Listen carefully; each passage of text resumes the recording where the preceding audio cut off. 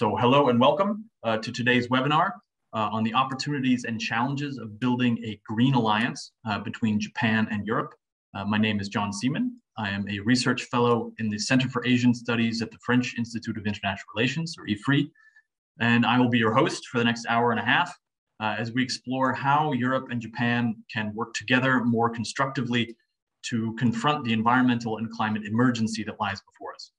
I don't think I can say enough to underline the gravity of this crisis in the years and the decades ahead, nor the urgency with which a robust policy response is needed to confront this emerging crisis. In many ways, we can think of the COVID-19 crisis as a small taste of the challenges ahead. More than ever, states and peoples will need to rise to the challenge together. We have seen in some positive movement in this direction recently, and one clear example of this positive movement is the formulation last May, for instance, of the EU-Japan Green Alliance, which highlighted and highlights the central importance of green growth strategies in reconstructing post-COVID-19 economies. Both the EU and Japan have set climate neutrality goals for 2050 and will work together in achieving those. And the purpose of our discussion today is to explore some of the low-hanging fruits that Japan and Europe can pick together to advance their partnership in this field, and to identify some of the challenges that lie ahead in these bilateral relations, and also to explore what the EU and Japan can do together to support the green transition in third countries. To discuss these issues, we're very pleased and honored to be joined by Mr. Mauro Petriccioni and Professor Jun Arima to discuss respectively what Europe and Japan are doing in this area and how they can work together. Both are perfectly well placed on these issues. Mr. Petriccioni is the Director General at the DG Climate Action at the European Commission and in charge of heading up the EU's climate strategy.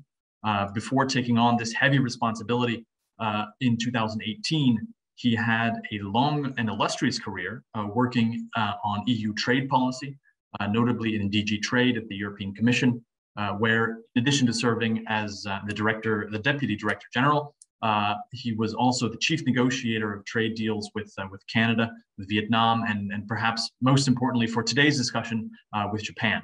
So welcome, Mr. Petriccioni. Thank you for joining us. Professor Jun Arima is also perfectly placed to talk about Japan's strategy to confront the environmental and climate crisis. He is a professor at the Graduate School of Public Policies at the University of Tokyo. But before that, he had a very long career in the Japanese Ministry of Economy, Trade, and Industry, where he was deeply involved in crafting international energy and climate policies. Among many of his responsibilities, he served as one of the chief negotiators of the Japanese delegation at the UN climate talks and has participated in 15 COP meetings and was notably the lead author of the 6th assessment report of the Intergovernmental Panel on Climate Change, or IPCC. So welcome, Professor Arima. We're very pleased to have you with us as well. And I'll give each of you the floor for roughly 10 minutes to start off here. And then I will open the discussion up to what I hope you will agree is a wonderful panel of discussants to ask questions, to make comments, to give their own analysis. These panelists come from both the policy research and think tank community as well as the media. And for this, we're joined by Andreas Graf, who's a project manager for EU energy policy at Agora Energiewende. I'm sorry for mispronouncing that. My German is quite terrible, I must admit. We're also joined by Carl Matheson, who is a senior climate correspondent at Politico Europe. And last, but certainly not least, my colleague Carole Mathieu, who is a research fellow in the Center for Energy and Climate here at IFRI and heads up the center's EU policy unit. So welcome to all three of you as well. You will have your chance to comment and to ask questions and to give your own analysis. But first, let me pass the floor to our two primary speakers, and let me start with you, Mr. Petriccioni. Maybe you can give us a sense on a European EU perspective on these issues. So please, you have about 10 minutes. Go ahead. Thank you very much, and good day, everybody. Very happy to be with IFRI again.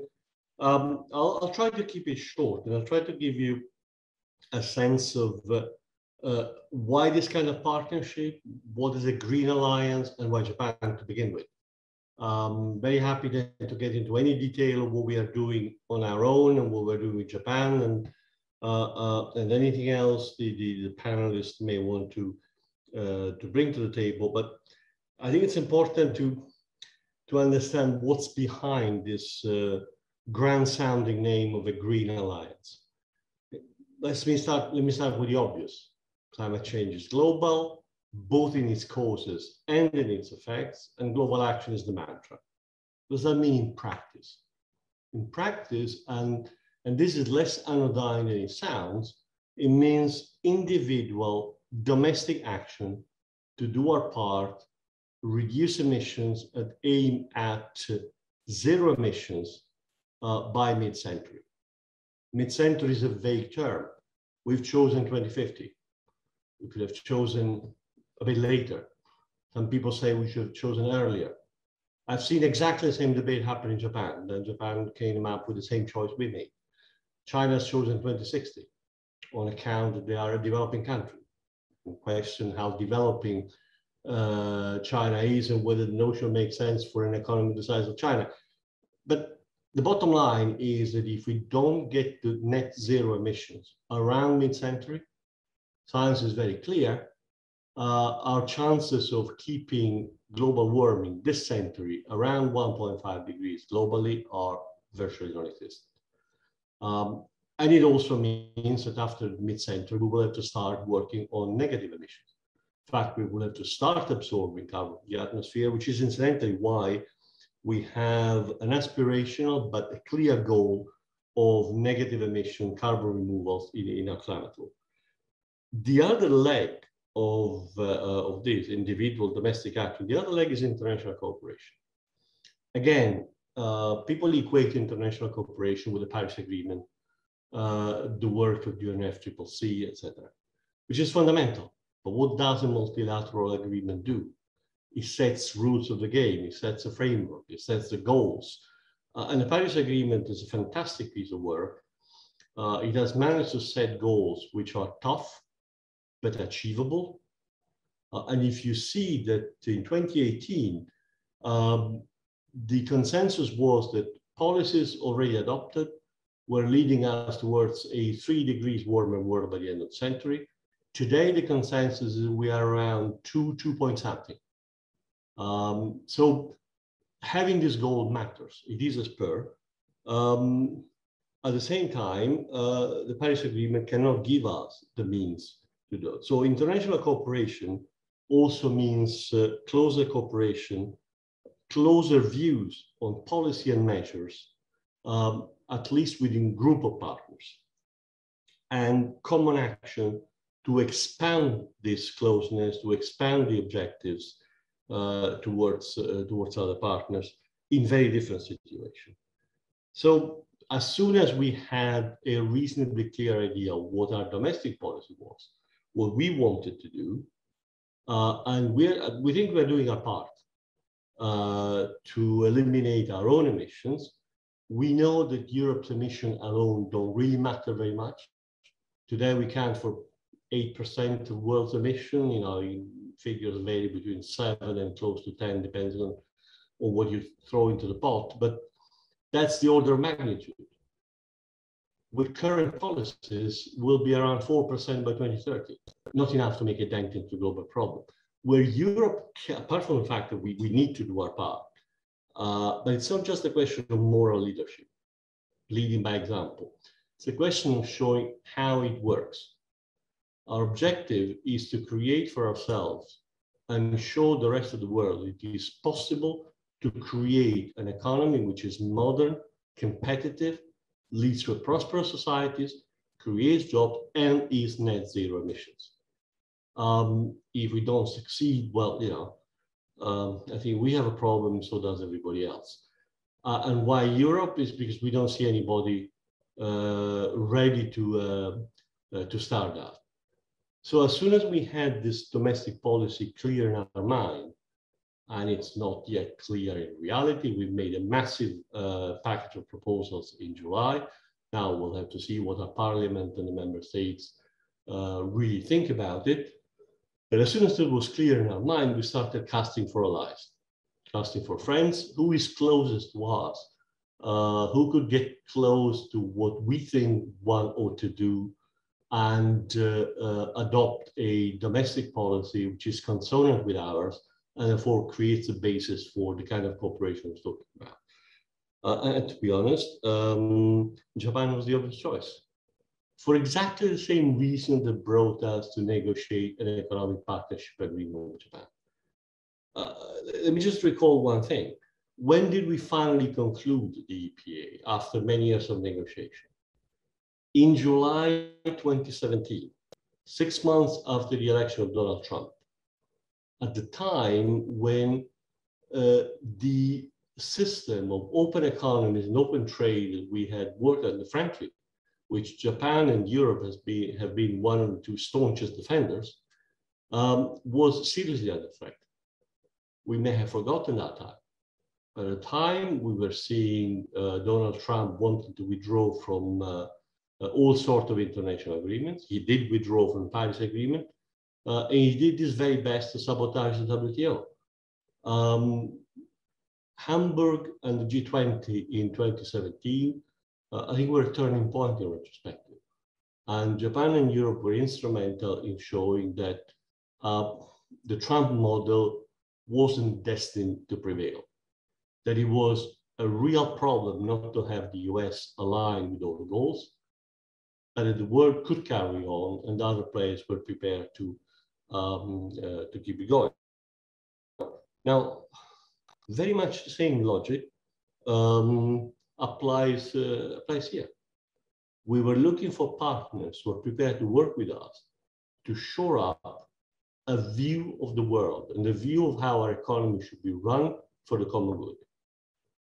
And this is even more important than keeping open the multilateral trade system was 4 years ago. Because this requires much greater depth of transformation of our economy in the way we do business. And if we don't manage to do it collectively, the reality out there will impose itself, and our economy will fail economically. What people are beginning to realize is climate change also means that business as usual isn't good business, period, because it is fragile, it is not resilient to the changes that our physical environment is undergoing. So what were the pointers? Long-term strategies. Clean Planet for All in Europe at the end of 2018. The long-term strategy of Japan 6-7 months later in the middle of 2019. Very, very similar in terms of the philosophy, where we were coming from, where we wanted to go. Still a fundamental difference on the final objective. At the time, Europe was already on net zero 2050. Japan was still talking about as close as possible, which is where we had started from. We had started from that in March 2018. Our transformation came with the fifth IPCC report, which gave a shock to our system and we realized that moving from 80-85% to 90-95% didn't make sense. And we had to go for gold. And that's what Japan has done last year by adopting the same goal of 2050 net zero as the final objective of that strategy. Again, one shouldn't be surprised.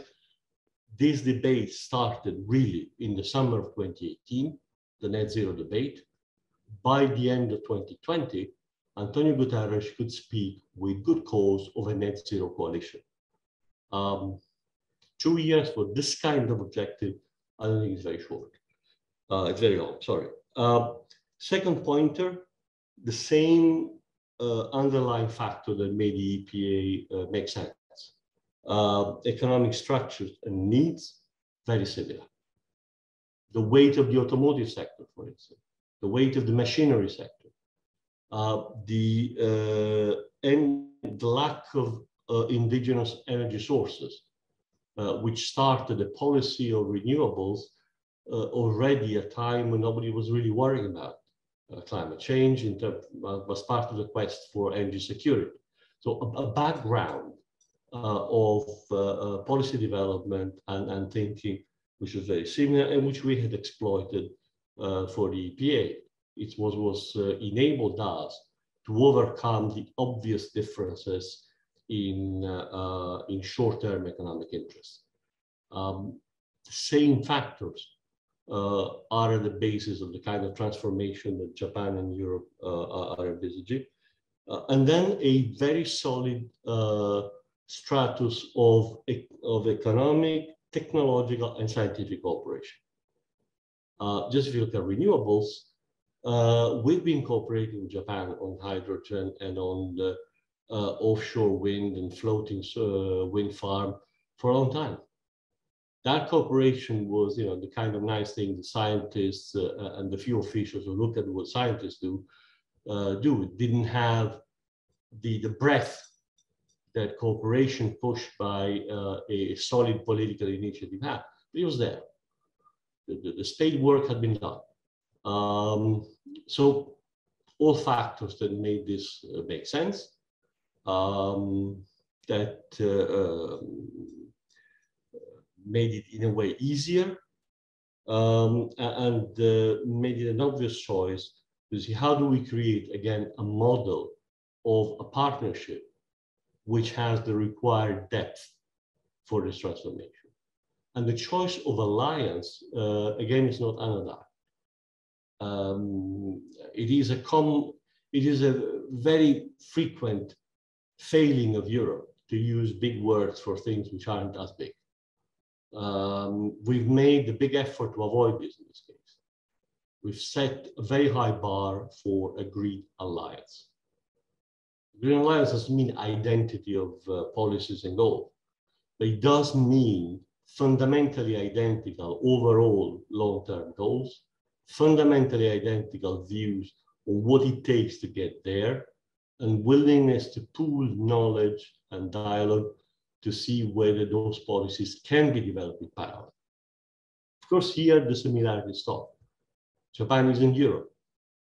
Just to make one glaring difference, if you look at renewables, Japan has the same physical difficulties that many of our member states have, but we're bigger. We have a bigger space. We have seas around us which are a bit more lenient than Japan. And that's why offshore wind could develop fastest in Europe than many other places.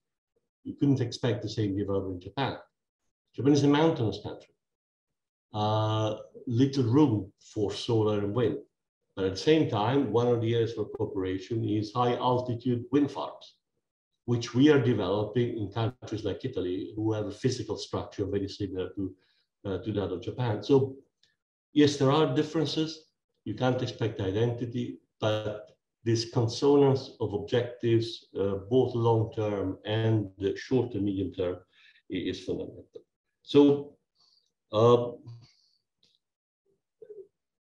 we also need now, as a part of the bar for a green alliance, consonance on the short to medium-term time, the 2030 objectives. And that was perhaps predictably much more difficult. It took us a year of very intense discussion in Japan. We were virtually ready with all the details of a program of cooperation across the board, going well beyond climate policy. What was missing was, what will Japan do between now and 2030? Has Japan decided to set itself on the right trajectory? On a trajectory that does not postpone much of the effort to a later, perhaps easier, but perhaps not, political situation. We've had that debate in Europe when we decided to move from the 40% to the 55% objective 2030. And once again, this is not because Japan was copying us, this is because that is the debate that countries must have. There's no other debate that makes sense. So we saw that happening in Japan as well. We're very happy to see finally the 46% objective. And we were even happy to hear the Prime Minister whisper, and that 46% is not cast in stone. We'll continue to look at it. Which is what I would expect from my Japanese friends, to retain a margin for, to have a slightly prudential position, but retain a margin to be more ambitious and look for that ambition in practice. So that's where we are. Now we have to make that alliance grow. We have a program of cooperation. We have decided to use the tools of the Economic Partnership Agreement, not to create another bureaucratic machinery, a council or something that would attract attention, but also attract resources. We have the machinery, now we have to use it, and we've restarted discussion with our Japanese colleagues to see what the next steps are. The political situation in Japan has, how shall I say, interfered slightly in the process.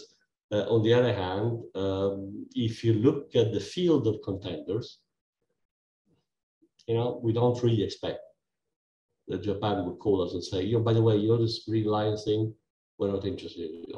Far from it. I think it's a very solid commitment from the country and its establishment, and we're simply waiting for to know the new set of addresses to whom to send our proposals. Thank you. All right, great. Thank you very much for starting us off here. You've mentioned something that's very important. I think that this current context that we're in Japan, in an electoral period, maybe this will have some change on Japanese policy, maybe not. You seem to be of the opinion that it won't. But you also mentioned, Mr. Petriccioni, that Japan was sort of the obvious choice for Europe on its partnership with on these issues of how to tackle the climate challenge. So this perhaps leads us to talk to you, Professor Arima, about Japan's perspective on this. I think Mr. Petriccioni had some very nice things to say about Japan. Of course, there are challenges as well, which he laid out. So, so we're very interested to have your perspective for about 10 minutes or so. Just a small point of order. I will also say that Mr. Petriccioni, unfortunately, will have to leave at about 10:55. So then we'll turn things back to him. So also think about this, Professor Arima. If you have some specific questions for him, if you want to challenge him on anything, don't hesitate to come to that as well. So now you have about 10 minutes or so. So go ahead. The floor is yours. Thank you. So thank you very much, John. And I'm very much happy to participate in this very much exciting discussion. And I'm also very much delighted to see my old friend Mauro here on this occasion. And as he rightly pointed out, he was a great contributor to the agreement of EU-Japan Economic Partnership Agreement. And he did an excellent job. And we are very much glad that we have him on the other side of the table for Japan-EU, the Climate Alliance, Green Alliance. And as he pointed out, EU and Japan are moving towards the same direction. Both of us have set a very much ambitious goal for carbon neutrality by 2050. And also we are aiming at, say, ambitious midterm target. In the case of Japan, 46% reduction by 2030. And both of us are putting so much high emphasis on innovative technologies, such as hydrogen or battery or renewable and so on. So I think we are on the same page. So the EU-Japan Green Alliance will play a very much important role for deepening our collaboration. And I also have to say that there is a clear difference between EU and Japan in terms of various conditions. And part of them have been already pointed out by Mauro. In the case of Japan, our land space is very much limited. And then also we do not have any international grid or pipeline connections with neighboring countries. And we quite often feel very much envious that European countries are interconnected with countries sharing the common value and the common perspectives. And that is not the case for Japan. So, and then in the case of, for example, offshore wind, in North Sea, you have very much good wind. And in Japan, Japanese sea is much deeper compared with North Sea. So therefore, we have to count on floating offshore wind. That is more expensive. And also during the summertime, the wind will die out in Japan. So therefore, annual, say, capacity utilization ratio of offshore wind is much lower compared with that in North Sea. So that's a clear difference. And then, but having said that, we need to move ahead. And one thing also we have to bear in mind is Japan's energy cost is very much high. The natural gas needs to be imported in the form of LNG. And also because of the maintenance conditions and also various, the natural constraint, Japanese renewable energy cost tends to be 1.5, 2 times more expensive than European average. So that puts unique challenges for Japan in pursuing 46% reduction target. So therefore, I think Japan should keep all the options for decarbonization open. So in this regard, I think the nuclear power technologies in Japan is very, very important. I know that in Europe, such country as Germany has decided to phase out nuclear, but as EU as a whole, you still have a strong presence of nuclear power in France, Sweden, and other countries, and several EU countries are planning to increase nuclear capacity. And unfortunately in Japan, because of the Fukushima nuclear accident, nuclear power has become very much politically sensitive issue. And quite often ideological argument is prevailing in energy and climate policies. And anti-nuclear fundamentalism or renewable fundamentalism is not constructive at all for Japan's, say, cost-effective and realistic energy transition pathway. So now let me turn to a possible area for cooperation between EU and Japan. And usual suspects is technology collaboration. And we need to look at not only EU and Japan, but also beyond EU and Japan, because as Mauro rightly pointed out, the bulk of the incremental CO2 emissions is coming from Asian region. And in fact, I have just finished my participation in East Asia Summit Energy Ministers meeting in this morning. And I heard a lot of intervention from ASEAN energy ministers. And they are also very much active in promoting energy efficiency and also renewables to contribute to the ultimate objective of the Paris Agreement. But they, at the same time, they attach very, very high importance to affordability of energy cost. So expensive energy option will not be a starter for those countries. And also we need to bear in mind that, since fossil fuel, in particular coal, is very much abundant in that region, so it would not be realistic to anticipate that coal will die out in that region quite quickly. So we have to assume that the dominance of the fossil fuel will continue for a certain period. And they might produce hydrogen, but it may not be necessarily coming from renewables. They might produce hydrogen from natural gas. And also they might need to construct new fossil fuel power generation. And maybe not a coal-fired power plant, but definitely they will go towards natural gas instead of leapfrogging to renewables. So in this regard, I think CCUS is very, very important for decarbonizing Asian region. Otherwise, it is utterly impossible to decarbonize Asian region. So in this respect, I think the hydrogen, renewable, or clean energy vehicle or others are good candidate for EU-Japan collaboration. But on the top of that, we also need to collaborate CCUS so that that technology can be, say, disseminated to developing Asia.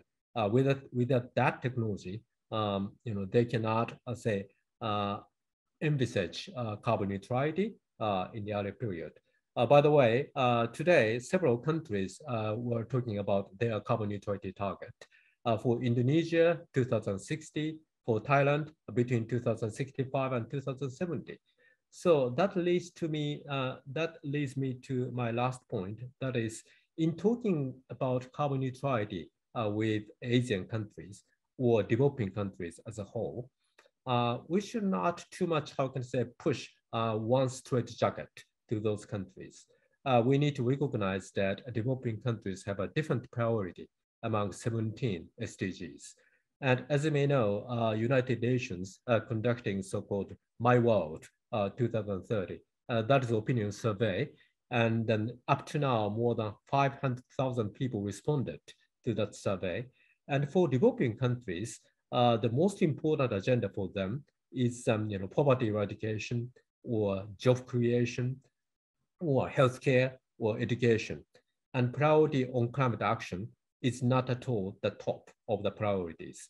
And for example, in the case of Indonesia, the priority for climate action was 9th out of 17. And for China, it was 15th out of 17. So that is reality, even though we do not like it. So therefore, in order to persuade them to make more proactive action on climate change, that option needs to be affordable. Again, affordability is a key. So therefore, how can we develop, innovative, decarbonization technologies, and can we disseminate those technologies with affordable cost? And how can we support them to deploy those technologies? That is a very much important agenda which EU and Japan can work together. So I will stop here, and I'm very much looking forward in participating in further discussion. Thank you. Excellent, thank you. I think you've put your finger on a number of issues that we can definitely come to and discuss, and I'm sure our discussants will be able to pick up on these. This issue of technological cooperation, I think, is a very good theme to discuss. What types of technologies you've listed a lot. I think when you very briefly mentioned perhaps an elephant in the room, which is how to deal with China on these sorts of issues as well. We can come back to that in the discussion. But for the sake of time and who needs to move on when, I think what we'll do now is perhaps Mr. Petriccioni, you've noted some of the issues that Professor Arima has highlighted. What I would like to do is turn to our discussants, perhaps to focus in some of their initial comments to you, Mr. Petriccioni, and then I can come back to you. So you'll have a few minutes here at the end to respond to these comments, and then I will turn back to the discussants again to pick up on some other points that they can also turn on to you, Mr. Arima. So let me start here with Carole Mathieu, my colleague here at IFRI. Perhaps you want to give some comments on what's already been put on the table. Go ahead. Yes. Thank you, John, and thanks to our two speakers. I think the presentations made very clear that we have many shared interests between the EU and Japan to develop this green alliance. So that's the first point that I take from your presentations. Certainly, the two areas have different views on how they are going to advance their energy transitions because they have different constraints, different opportunities to grasp. But as you said, the long-term goal is the same one. And I think that in both cases, this climate neutrality goal is now taken as the reference scenario, let's say, for the global economy. So it's seen as an economic opportunity.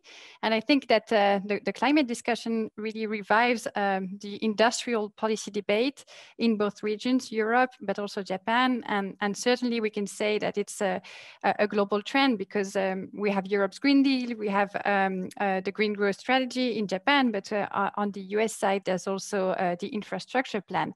So I think that we are all somehow going in the same direction. It's a race that is going on. It's an industrial race, and each region is trying to secure their interests, play a role in the many promising value chains that you mentioned. And if it's a race, if in the background you have the US and China rivalry, of course, it's a good idea to try to find allies. So I think this Green Alliance makes sense in many ways. It's a way to learn from one another what's working in terms of policy framework, of course, cooperate on the technology field. And I think that the last area is to try to define a joint agenda and maybe try to influence jointly the new set of rules for the global competition around clean technologies and the low carbon transition. I think for this last priority area, I think that aligning trade to the climate agenda will be a central part of the EU-Japan discussion. It's very clear from the official statement on the Green Alliance. The two parties commit to strengthen the reformed WTO that would contribute more to our common sustainable objectives. Now, if you discuss trade and climate, many topics can come up. Of course, facilitating trade in environmental goods. But another big topic for the EU at the moment, but also globally, is of course to start tackling embedded emissions in our imports. Of course, it's high on the political agenda in Europe. We have the CBAM proposal. At the same time, in Japan, I think the discussion is starting to pick up on carbon pricing at a nationwide level. But of course, we have disagreements on where to go specifically with the border adjustments. So I wanted to ask you, Mr. Petriccioni and Mr. Arima, of course, where can we go from now? What is the concrete strategy between the EU and Japan to advance this trade and climate compatible agendas? Is it about measuring the content of products? Is it about recognizing our explicit carbon pricing schemes? I mean, I'm very happy to hear from you about the concrete steps, which international fora and what angles. Another topic that I wanted to raise very briefly is about overseas finance. You mentioned it. You mentioned the restrictions on coal finance abroad. The other part of the equation is to make finance available for green projects, and we have many concepts on the table, and especially one raised by the US within the G7. So I wanted to ask your views about what are Europe's and Japan's priorities, red lines with regards to offering an alternative to China's BRI. And maybe a very last quick point about energy prices. We mentioned this in the Japanese context. Of course, it's also a hot topic today in Europe with surging gas and electricity prices. And I wanted to ask your views about the potential impact it will have on this narrative around green growth or the Green Deal. Do you think it's going to derail the narrative, or is it going to be an additional argument for moving faster on our respective strategies? I'll stop there because I know we have limited time. Wow, it was a great list of questions. Thank you very much, Carole. I think that perhaps Professor Arima, you've also been able to note some of these questions, so maybe we'll be able to pick up on you straight and not necessarily have to pass back through Carole. That was a good analysis. So thank you very much for that. Andreas Graf, perhaps I'll turn to you now for your point of view. And then we've got about 15 more minutes before Mr. Petriccioni has to leave. So if you could try to aim for 5 minutes, and if you have more to say after that, we'll certainly come back to you. You're still on mute, so I can't. Yeah, I hope you don't mind that I use just a couple of slides. The first, if it will start working, is here just to highlight again, and I won't go into this in detail, but to highlight again some of the things that climate neutrality means in the 2030 context, at least the way that the EU has defined it and modeled it. So in the energy industry, this implies essentially a coal phase out by 2030 and a massive scaling of renewables. And this is also considering that nuclear is still part of this mix. In industry, it means radically changing already some of the structure of our energy intensive industry in the short term, because 55% and the ETS that implies means you cannot just do tinkering at the edges and doing some energy efficiency here and there. And it means essentially in buildings and transport, massively scaling up household appliances and technologies like EVs and heat pumps, and dramatically renovating our buildings. So, you know, this is the European modeling, and the Japanese, energy strategy differs to some extent from this, but nonetheless, one can say that any modeling at some scale of ambition on the way to climate neutrality is going to give you similar answers based on what we know about technology costs and options today. So what does this mean in my view, for, what are the potential key areas of opportunities here in the short run and looking towards 2050? The first is, and Carol already touched on it, is really setting this enabling framework for us to move towards climate neutrality in industry in that medium term. And that means, setting standards, and CBAM is, one step towards setting standards for green basic materials in the future. But ultimately, I think the place where we need to be heading is, what is the standard simply to put something on the market in Japan, put something on the market in the EU? And we really need to be discussing that vision for how we get from just, making sure we're balancing out uncompetitiveness with foreign imports to where do we actually want to head for what we're importing in general.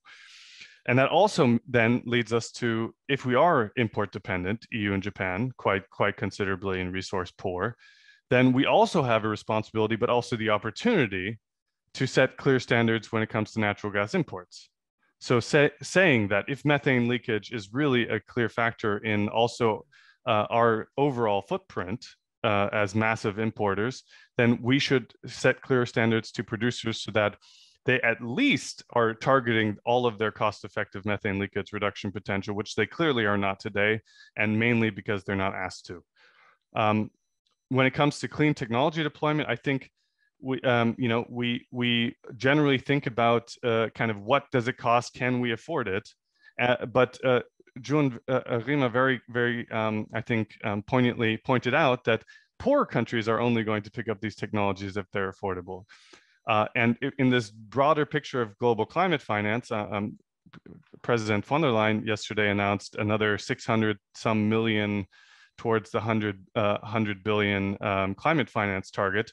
We're still very short, but what we don't focus on enough is maybe our focus should be as much, if not much more than the 100 billion on what are we deploying at home and how are we contributing to paying down the cost of these technologies at home? So even if they are more expensive, isn't it our responsibility to make these technologies cheap for the world?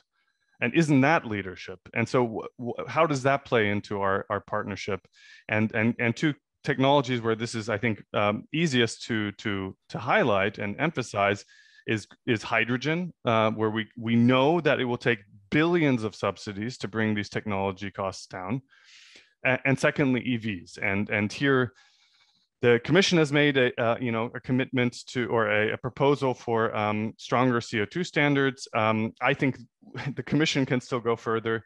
Japan is clearly here not yet at even the same level as the Commission in its ambition, and I think both could work together towards coming up with a plan to really move this forward together with the Biden administration, pushing all countries in the developed world to really double down on standards and double down on creating the cheap technology of the future by buying down battery prices.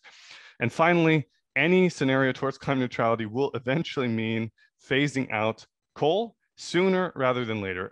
My colleagues at Agora worked with Renewable Energy Institute in Japan to show one scenario for how you could actually phase out coal in Japan by 2030. We're working on doing the same for Europe. We're about to release a study. It is possible. but it requires commitment, and it clearly means that you have to be really committed to it. And so that means developing the market structure for renewables to be able to fill that gap, and developing also the technologies that will back it up.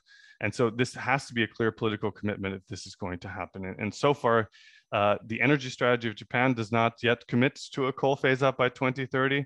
And even in the German context, we're seeing, despite kind of an understanding that this is needed, some hesitance still. And this political commitment needs to be fully taken. But it then also means, that coal is not the option abroad. And there are different contexts in which I think we still propagate the notion that there's something such as clean coal, whether it's CCS in the future attached to a coal technology, or whether it's some minor marginal improvement in production. This is clearly something. This is an outdated notion, and it needs to end.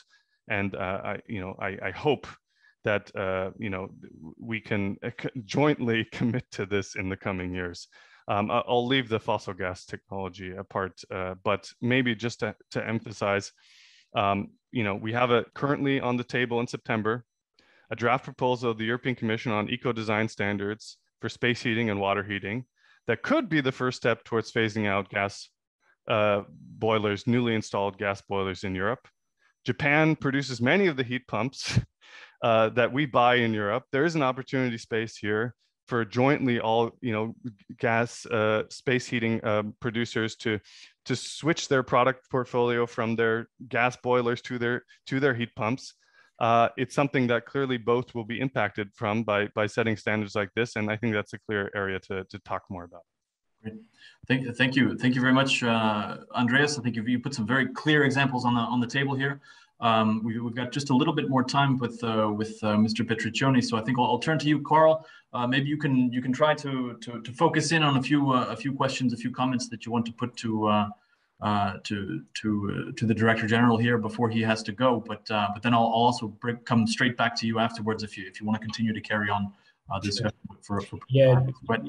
Thank you so much. In the interest of time, I mean, I think I completely agree with everything that Carol and Andreas have said.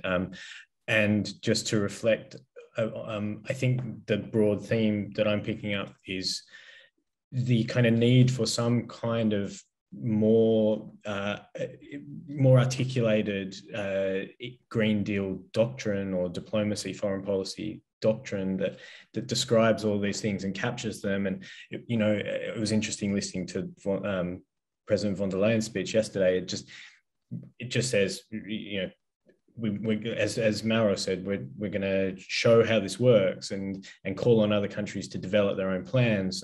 It just feels like it's not quite there yet. So I mean, I wondered if Mauro if you could speak to that and outline, what is Green Deal diplomacy and how do you see it? Because you've got these bits, you've got CBAM, you've got one alliance.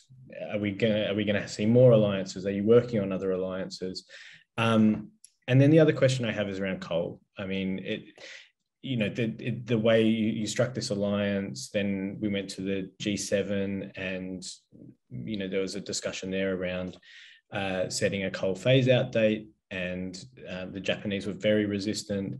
I mean, Europe doesn't have a coal phase out date really as well. So I'm wondering, Mauro, what date you would choose for a coal phase out, and is it frustrating that discussion is stalling kind of at the first step in my view?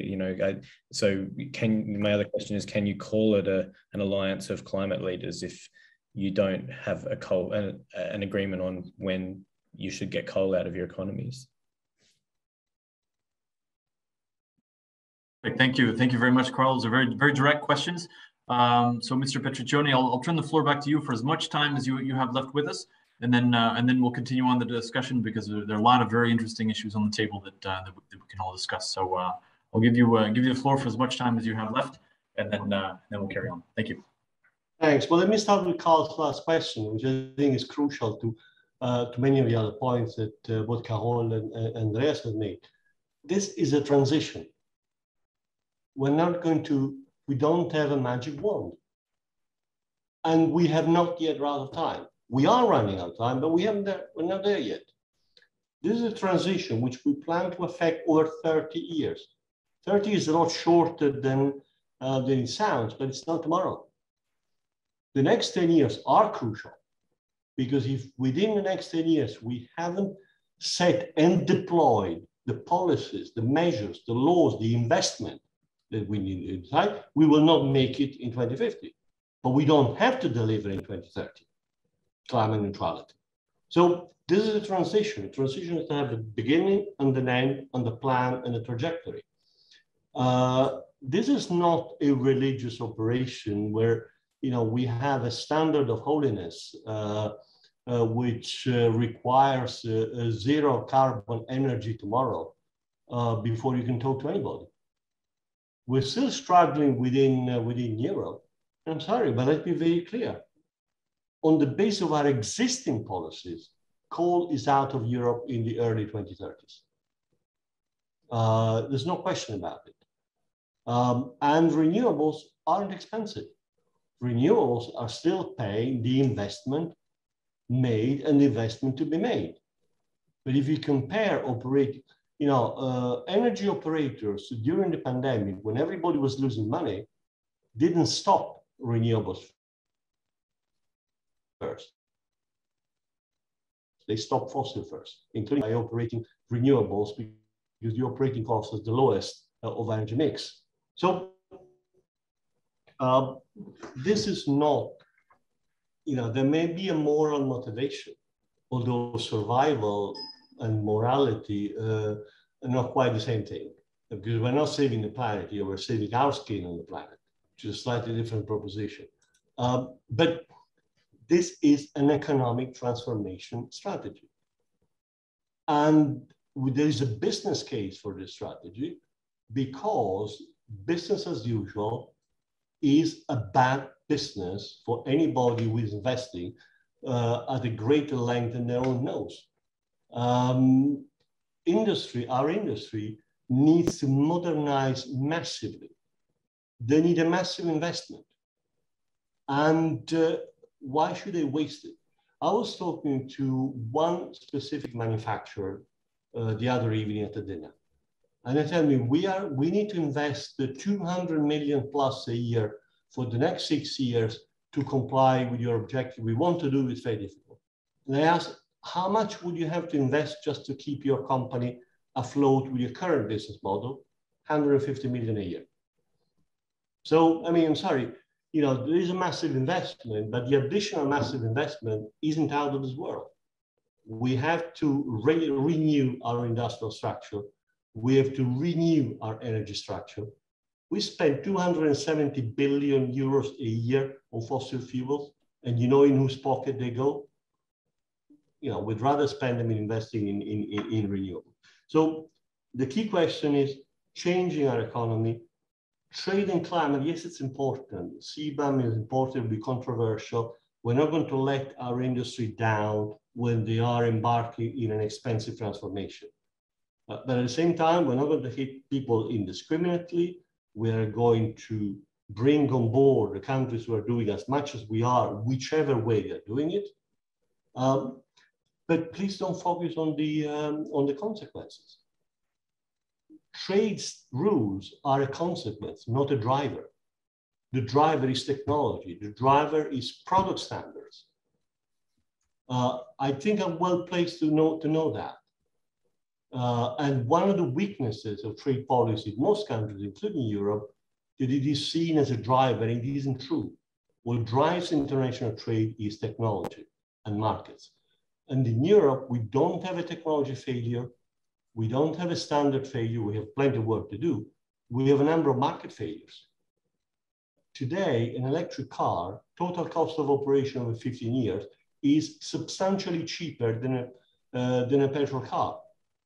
The question is, the market does not deliver those benefits to the customer.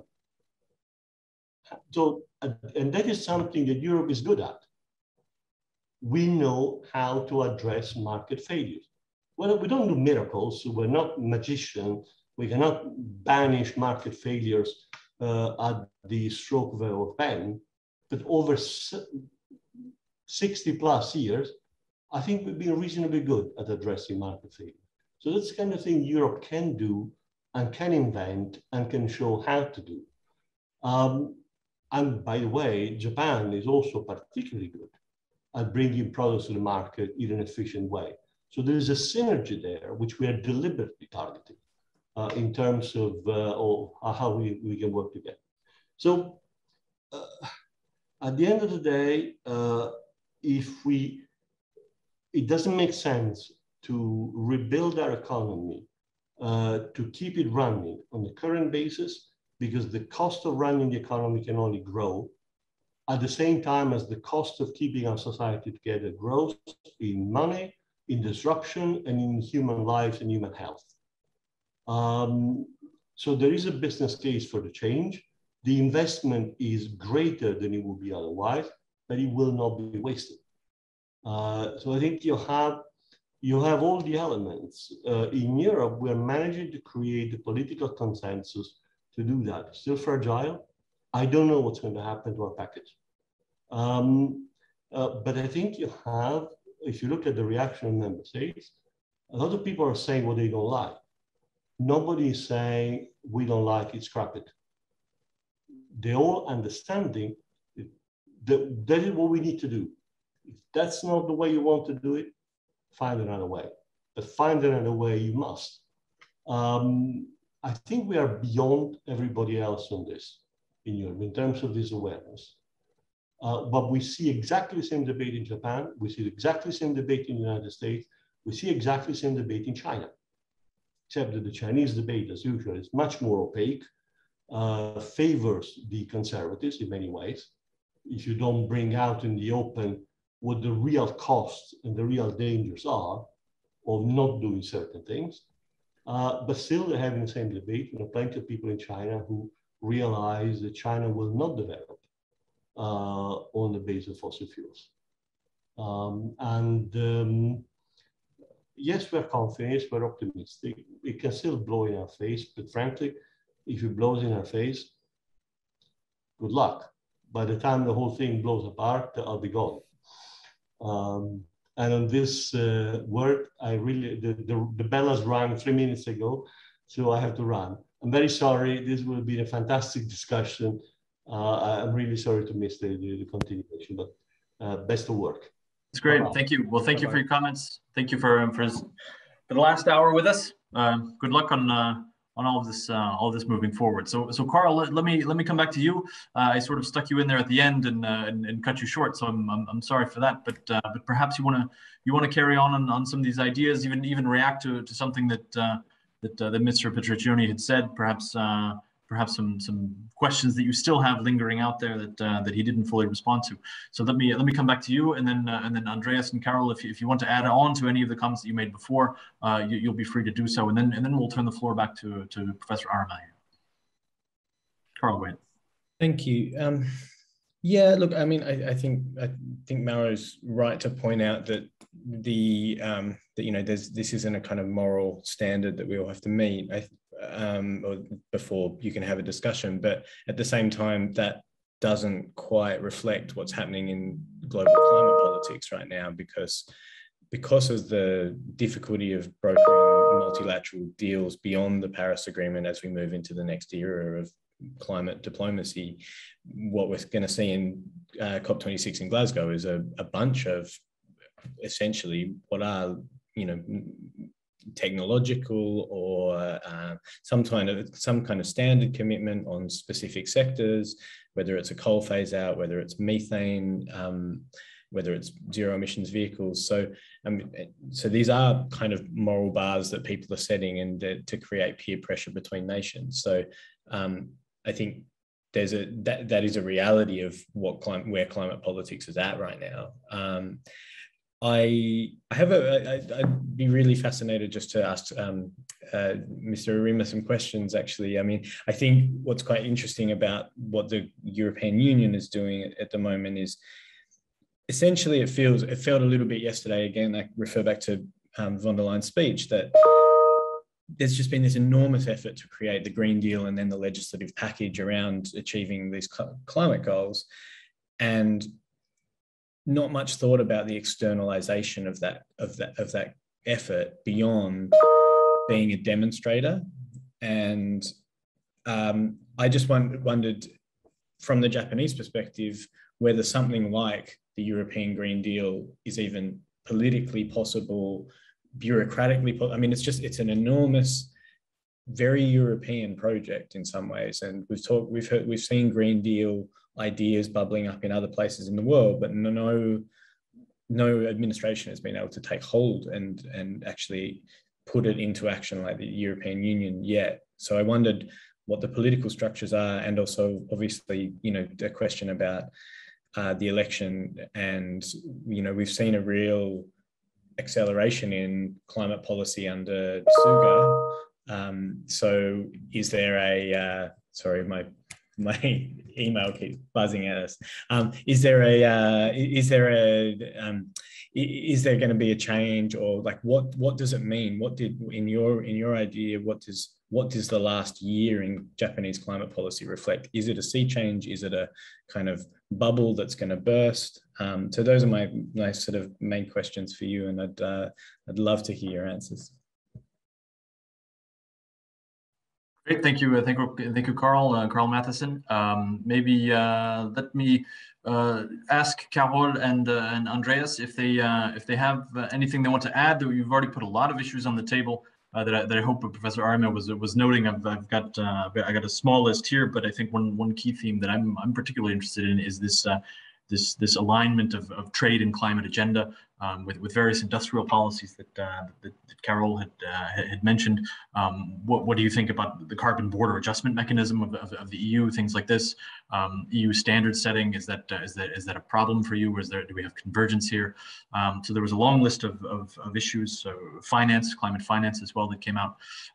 But maybe if Carol and Andreas, you have anything else to add, you can do that now, and then we'll turn back to Professor Arima. You don't have anything to add? Great. And let me remind the audience as well that for those of you who are listening in, if you want to use the Q&R function to get in on this and to raise some issues or pose some questions, you are also free to do so in the Q&A box. So Professor Arima, you've got a long list of issues that have been talked about, and some direct questions put to you, and maybe you want to also react to some things that Mr. Petriccioni had said. So let me hand you the floor back. Yes, thank you very much. So many things to discuss. First of all, the convergence of trade policy and climate policies, and most notably CBAM. And I fully understand the basic philosophy of CBAM, because Europe is going to say raise their level of ambition towards carbon neutrality, and that will raise energy cost, and then that will obviously create a problem of level playing field. So in order to protect the industry and also employment, it is natural to consider some measures like a CBAM. But the technical problem is how to calculate embedded CO2 emissions. So that is why you are going to start CBAM with relatively simpler products such as steel and cement or electricity, where the embedded CO2 emission could be easily calculated. But what about assembled products? Such as automobile or machinery or something, of which supply chain is very much global. So can you calculate embedded CO2 emission in each production step? So that will create very technical and also bureaucratic difficulties. And in accordance with the higher level of ambition in the EU, that will raise energy cost, and that will not only affect the energy-intensive industries like steel and cement, but that impact will cover all the industries. Then can you expand the scope of CBAM to other products? That's a big question. So I think how to calculate the embedded CO2 emissions, that methodology needs to be fully discussed among Institut parties. And I think, the theoretical speaking, no country we disagree with the problem of embedded CO2 emissions. So maybe we can set up some platform to discuss how to define the embedded CO2 emissions, not only in simpler products like steel and cement, but also more complicated products, so that we can have a common views among key trade players not only EU and Japan, but also US and also China and India as well. Because if EU, say, unilaterally impose this sort of, say, CBAM as a stick to encourage non-EU countries to raise their ambitions, then that will definitely create trade war. And I think Germany, you know, for Germany, the China is a very much important market. So therefore, I heard some allegation that German environment minister had the idea that, you know, Germany and US and China and Japan could form a, say, a carbon club where there is no application of the CBAM. But what China did was just an announcement of the long-term target, and the difference of the ambition level and also difference of the carbon cost still exist. So if announcement of the long-term targets alone will leave China out of the application of CBAM, that is self-denial of the CBAM philosophy. So maybe I think we need to have more, how can I say, robust discussion about CBAM. So I think, you know, my, say, hunch tells me that CBAM may not be a silver bullet for addressing the level playing field of EU industry, which could face higher energy cost. Then concerning the finance, I'm fully aware that EU taxonomy discussion, and I also know that EU has some aspiration to say proliferate that notion to global standard. And I have a lot of, you know, the communication with Asian energy policy makers, and too much tight jacket approach concerning finance, say distinguishing green activities and non-green activities, and the natural gas is a fossil fuel, so that should be eliminated from the scope or something like that. That may not be conducive to the energy reality in Asian countries. Again, I'd like to double emphasize the importance of affordability for those countries. If they find that option is too expensive, they simply neglect it. They will do some work for energy efficiency or renewables, but they will not, say, sacrifice their economic growth. So transitional finance is more, how can I say, realistic for embracing them or encouraging them to join in our efforts for low carbon future. And as Mauro said, we should not say consider that carbon neutrality should be achieved in 10 years. And also verification of fossil fuels from outset may not be also constructive from the viewpoint of Asian countries, because they have to also count on fossil fuels for supply and for fuel their economic growth. So, and that is why I emphasize the role of CCUS for neutralizing their CO2 emissions from existing and also perhaps forthcoming fossil fuel power plants. And also the co-firing between fossil fuels like coal and natural gas with ammonia is also good transitional strategy for those countries. So just a leapfrogging from fossil fuel to renewables may not be, say, realistic for those countries. And if you push too much, how can I say, one type model to those countries, then they will simply go towards China. And we should not forget the situation that China is very much, you know, the utilizing the underlying the global efforts to carbon neutrality. So for developed countries aiming at carbon neutrality, they are selling their solar panel, and so they are intending to sell their windmills and also EV and also batteries and so on. And for those developing countries who are still dependent on fossil fuels, they are selling coal thermal power plants. So whatever the world goes, China could benefit from the situation. And I do not think that we should consider the climate issues completely separated from geopolitical context. And for Japan, you know, located next to China, I just say China is clearly a threat to Japan. So we do not want to have a situation that China is simply benefiting from the current situation, and say where developed country is bearing very much high cost, and where China is producing solar panels with very much cheap labor, or sometimes slave labor in Xinjiang Uyghur, and also using electricity produced from very much dirty coal power plants. And they're selling that solar panel to Japan and Europe and other countries. So I'd like to ask a question of my European friends. US has issued sanctions to Chinese solar panel industries. And on one hand, that is good from the viewpoint of human rights debate. But on the other hand, that has increased the solar panel price in the global market.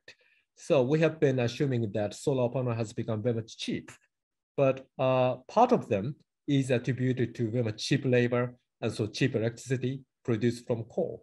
So how do we consider this dilemma, between very much cheap solar panel and say very much, the disastrous situation, human rights, and also, the dirty power generation, which is used for panel production.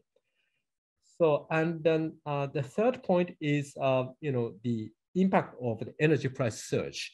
And Caroline rightly pointed out that in Europe, the energy price is going up. And that reminds me of the situation of so-called yellow vest from 2018 to 2019. And people on the street do not like higher energy prices. And don't forget that the people in developing countries will hate higher energy prices. So if the more efforts for ambitious climate goals will incur the cost for the poor household in developing countries, then that kind of policy will not be politically sustainable. And finally, in response to Carl's question about the Japanese political situation and whether the climate policy has dramatically changed in the last 1 year, and my impression is yes, it has changed quite a lot. And Prime Minister Suga, and perhaps I think under the strong advice of Environment Minister Koizumi, he pledged 2050 carbon neutrality. And I can fully understand his aspirational 2050 carbon neutrality goals, because that needs to be developed, that needs to be achieved by innovative technologies. But concerning 2030 target, 46%, I think that is much more challenging. And it is even more challenging if we do not fully integrate nuclear as an option. And again, there is a growing attention to energy security, not only oil and gas security from Middle East, but also technology self-sufficiency. And nuclear technology in Japan is a domestic technology, and which has been accumulated in the last 30, 40 years. And if you you use, say, a logical conclusion, then that is completely illogical for Japan not to utilize domestically accumulated nuclear technologies. But nuclear technology is still the victim of, say, very much ideological and sometimes the religious, say, debate in Japan. But in order for Japan to, say, achieve carbon neutrality with a cost-effective manner, we need to free up the option for nuclear, not only restarting of nuclear, but also construction of or replacement of the new nuclear power plants. And that could be one of the big debate in choosing a new leader of the LDP. And as you know, the Minister Koizumi, Mr.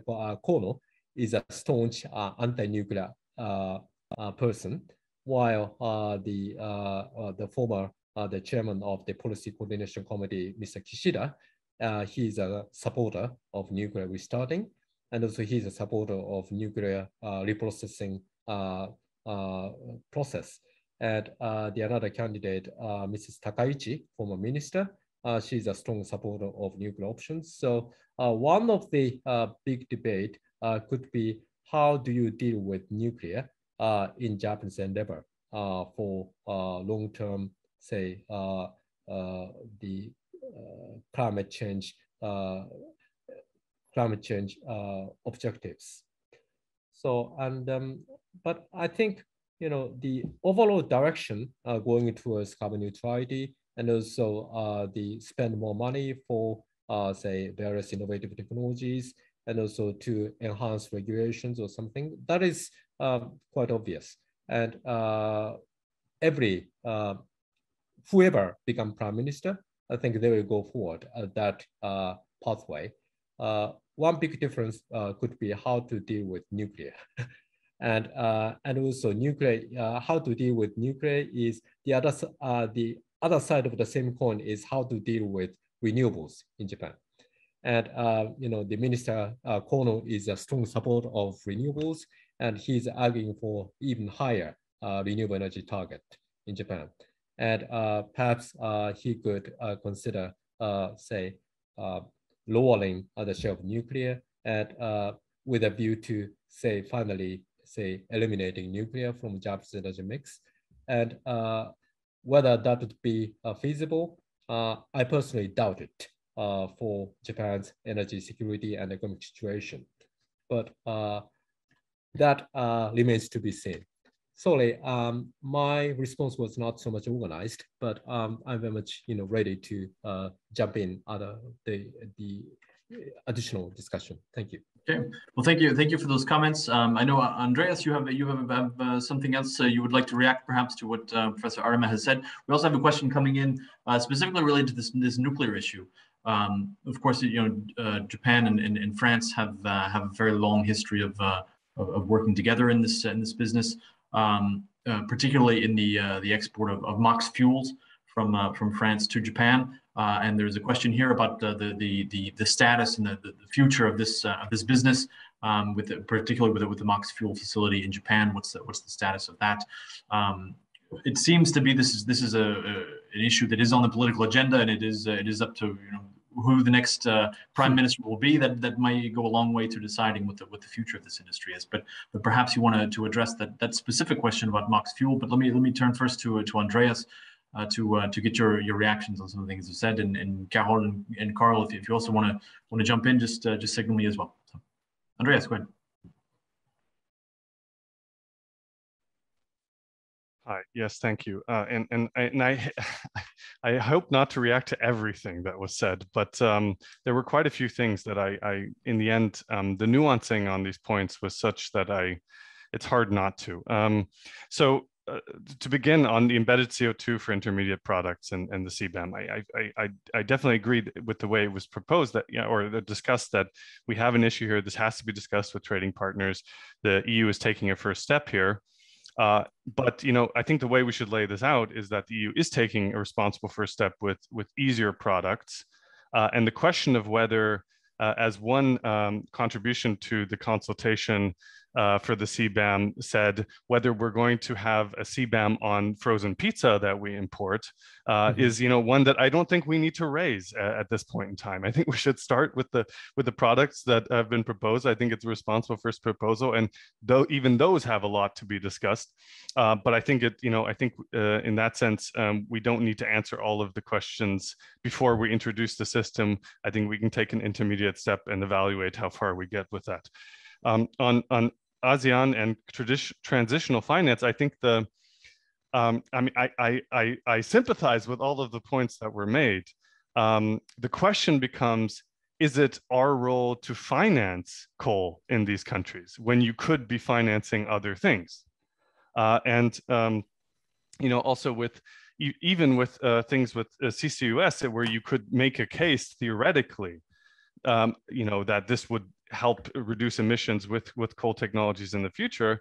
What I never see is then that we are actually planning actual infrastructure for CCUS and storage and a mass scale. It's always a theoretical consideration. So we're not taking the actual mitigation seriously. And so what I'm left with is, why are we spending money on this when we could be spending money on other things and making those affordable. And many times, and as Mauro has pointed out, those technologies are already affordable today with renewables.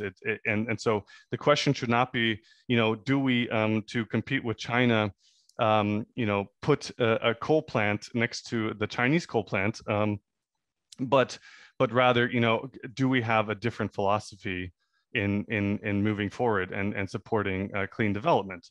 And here, maybe one point where I'm not sure if I agree or disagree, but the issue of PV manufacturing in China. At first I would emphasize, and this is where maybe I disagree, Chinese manufacturing is not competitive because of slave labor. This is not the main point of competitive, and to reduce it to this, I think is a bit much. That being said, we should think, I think, quite carefully before deciding not to import PV and labeling something as something that is a complete no-go, when we know to some extent, at least, that these accusations are politicized. And so, but again, I think more fundamentally, I don't think we are only importing Chinese PV products because they have cheap coal and slave labor. This is a politicization of the economic advantage that China has for many other reasons. And finally, just on the nuclear issue, I think whether Japan maintains its nuclear power fleet or not, and decides to revamp it, I think what's very important is that at some point there is a decision and a realization of what that implies. Because if we do have scenarios in an energy strategy that relies very heavily still on maintaining nuclear, and we see this resistance in the Japanese population, at some point you have to say the consequence of that no longer being possible is more renewables. And also, but even if you were able to make a decision to continue the nuclear fleet in Japan, then you have to make still with the targets that Japan has on renewable build out, peace with the fact that these two technologies have to coexist with one another. And what I'm so far seeing in Japan is neither the kind of the final realization of whether this is going to be possible, and that's obviously a political factor that we can't answer at this point in time, but also not the kind of the fundamental grappling with that these technologies are to some extent need a whole market system that makes them be able to be complementary to each other. And so far, I think we still have kind of a base load power system mentality, and renewables are added to the top. And we know that renewables will be more expensive if that is the philosophy. We need a power system that sees them in tandem, and therefore allows those costs to be reduced to the maximum extent possible if they're going to coexist together. Great, thank you, Andreas. I think we have a very interesting debate here going on.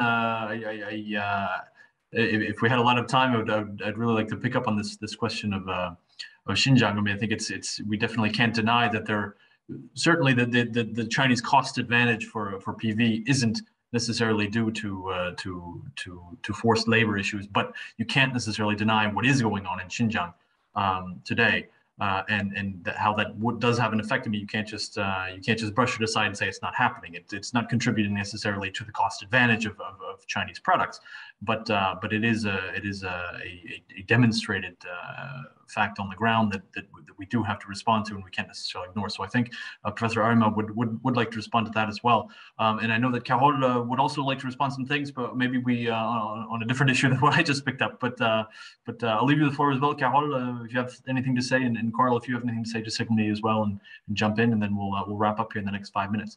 But Carole, go ahead. I'll be very short. On imported emissions, I think Mr. Petriccione would have been very happy to hear what you said, and the fact that Japan shares the philosophy that the EU is trying to pursue. I think it's a very good point, because it will be a heated debate, and I think the area of work that you mentioned, measuring the carbon content, I wanted to say that it matters for the CBAM implementation, but I think it will matter for other policy initiatives in the EU, including the battery regulation. And the battery field is certainly very important for Japan. So I guess that we have joint industrial interests in having a global understanding of how you measure the carbon content, and not just for basic materials, but more for transformed products, such as batteries. On PV manufacturing, I don't want to enter the discussion on costs and the impact of cheap labor or slavery, but I wanted to point to the reaction that we can see in the US, and the fact that Biden is trying to give a boost to the US solar industry with massive, let's say, incentives or subsidies, how you want to call them. And so I cannot answer your question on the reaction from the EU, because to date it's not there. But you know, we had the EU Battery Alliance, and I think that the EU Solar Alliance would be an interesting candidate for a second industrial alliance of this type. If I can, on hydrogen, I wanted to say that the Green Alliance mentioned the hydrogen memorandum of understanding between the EU and Japan. And if we have the time, I'd be happy to hear what do you want to be agreed, or mutually defined between the EU and Japan with regards to hydrogen and hydrogen imports, for example. Great, thank you, Carol. We've just got a few minutes left. Maybe I'll turn the floor back to you, Professor Arima, if you want to take us home, I guess, and react to these last points, and we've got an interesting debate going on here. So yeah, and that's a pity that we have just a few minutes left, and then I'd love to stay a bit longer. But concerning the comments from Andreas about the CCUS, and perhaps I think the difference between you and me is if you are engaged in energy dialogue with Asian energy policy makers, you will not simply say that the CCUS is a distant future, so you should forget about CCUS. So they jump onto renewables, then they will turn their back to you, or they might go to China for importing thermal power technologies. And based on the G7 summit leader's statement, Japan is not in a position to finance coal power plants in developing countries. So Japan will not do that, but China will neglect that. China is exporting coal-fired power plants all over the world using their BRI initiatives. So, and even though OECD countries agree on that, China is not bound by OECD export credit guidelines. So how to, say, induce Asian countries not be attracted by Chinese financial regimes? That's a big question, because they are not interfering the energy choice of the developing countries. And if developed country push one model to developing countries, then they will find it very much intervening to their internal matters. Then they will resort to the other means, financial means, such as Chinese finance. So we need to seriously consider that implication. So, and CCUS is still in development stage, but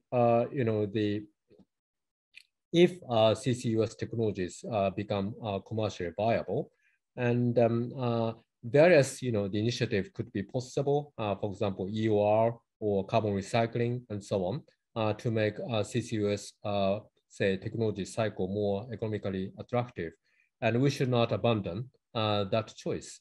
And again, the starting point of my debate is whether or not you acknowledge the energy reality in Asian countries, where they have to still count on fossil fuels. And even though you do not like that situation, that is reality. Then how to say the accommodate that reality and to induce to encourage more, how can I say, realistic and pragmatic low carbon future. That's a thing we have to think very much seriously. Then, by the way, yes, concerning nuclear, yes, and then this is a heavy debate in Japan, and it is very much politicized. But you know, if we do not have nuclear, and if we count on renewables, that would definitely raise energy price in Japan, and that would be a very much strong resistance from Japanese industry. Just count on renewable as non-fossil fuels. And then they are clearly considering that why we cannot utilize domestic technologies. So that needs political leadership. And to be frank, I think the past Japanese political leadership was, how can I say, evading from the very much politically hot potato issues like nuclear issues. But if Japan is seriously tackling low carbon decarbonization future, then we should not say run away from this difficult debate, and we should ask a serious question to industry and also Japanese people. You have choices, and if you say phase out nuclear, then you could at least face higher energy prices for the time being. And the situation in Germany and Japan is different. Japan does not have any interconnection with other countries. So we have to absorb all the intermittent renewable energy sources by battery or the other options. And that tends to be more expensive. We do not have, say, Norwegian hydropower or French nuclear as a shock absorber of increasing intermittent renewables in Japanese energy systems. So that's a unique challenge for Japan, but in order to say achieve a pragmatic energy solution, I personally think that we cannot do away with nuclear.